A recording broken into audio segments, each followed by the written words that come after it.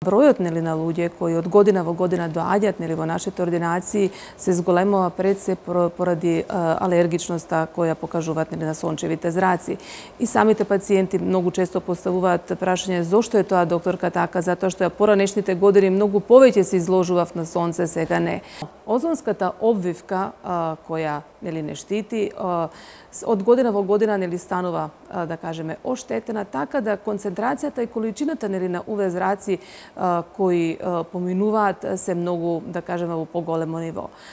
Така да и бројот на луѓе кои се алергични од сонце се зголемува. Но тука пред се влие во кој период на годината, возраста, здравствената состојба, дали користат лекарства или не користат лекарства. Во поранешните години луѓето некако беа навикнати да ги користат овие заштитни фактори само кога одат на одмор. Се уште еден број на пациенти остануваат на тоа ниво.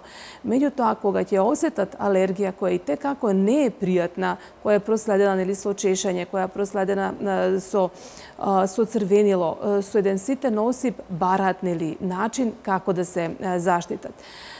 Така да, обично, они поврзуваат таа алергија, на крај на памет некако не им доаѓа дека станува збор за алергија на сонце. Секогаш поврзуваат дека станува збор дека нанеле некое заштитно несоодветно средство или пак нанеле парфем. Сето тоа и текако има влијание.